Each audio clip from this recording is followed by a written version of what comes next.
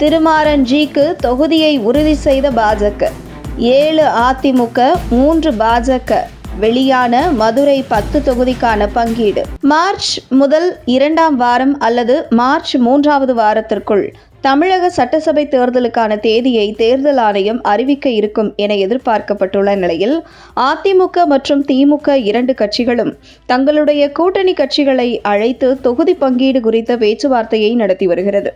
அந்த வகையில் எந்தெந்த கட்சிக்கு எத்தனை தொகுதிகள் என்கிற தகவல் வெளியாகியுள்ளது. தேசிய ஜனநாயக கூட்டணியை தமிழகத்தில் தலைமை தாங்கியுள்ள அதிமுக கடந்த நாடாளுமன்ற தேர்தலில் பாஜகவுடன் கூட்டணியில் இருந்த அமமுக, திருமாறன்ஜியின் தென்னிந்திய ஃபார்வர்ட் பிளாக், தமிழக மக்கள் முன்னேற்றக் கழகம், ஜான் பாண்டியன் போன்ற கட்சிகளுக்கு சேர்த்து பாஜக கைவசம் தொகுதிகளை ஒப்படைத்துவிட்டு அதில் இருந்து கூட்டணியில் அங்கம் வகிக்கும் கட்சிகளுக்கு பாஜக தொகுதிகளை பிரித்து கொடுக்க இருப்பதாக முடிவு செய்யப்பட்டுள்ளதாக கூறப்படுகிறது. அந்த வகையில்தான் சமீபத்தில் டிடிவி தினகரன் தொகுதி பங்கீடு குறித்த பேச்சுவார்த்தையை பாஜகவுடன் பேசி வருகிறோம் என்று தெரிவித்ததாக கூறப்படுகிறது.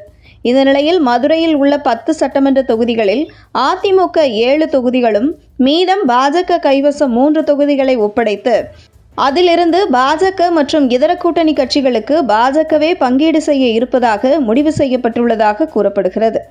அந்த வகையில் மதுரையில் உள்ள 10 தொகுதியில் ஒரு தொகுதியில் நேரடியாக போட்டியிடும் பாஜக தோழமை கட்சியான திருமாறன்ஜியின் தென்னிந்திய ஃபார்வர்ட் பிளாக் கட்சிக்கு ஒரு தொகுதியும் அமமுகவுக்கு ஒரு தொகுதியும் ஒதுக்க முடிவு செய்துள்ளதாக தகவல் வெளியாகியுள்ளது.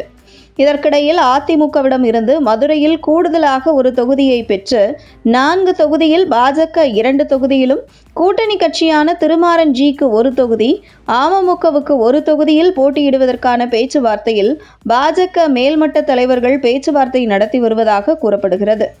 குறிப்பாக கடந்த நாடாளுமன்ற தேர்தலில் மதுரை பாராளுமன்ற தொகுதியில் பாஜக வேட்பாளர் 2ஆம் இடம் பிடிக்க முக்கிய காரணமாக இருந்தவர் திருமாறன்ஜி.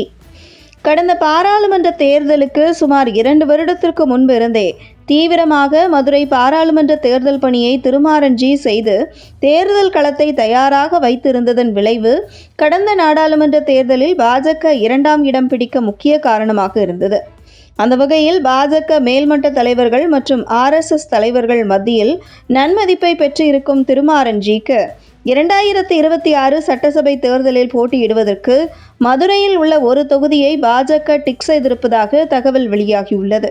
அந்த வகையில் தற்பொழுது மதுரையில் உள்ள 10 சட்டமன்ற தொகுதியில் அதிமுக 7 தொகுதியிலும், கூட்டணி கட்சிகள் 3 தொகுதியிலும் போட்டியிடும் என முடிவு செய்யப்பட்டுள்ளதாக தகவல் வெளியாகியுள்ளது.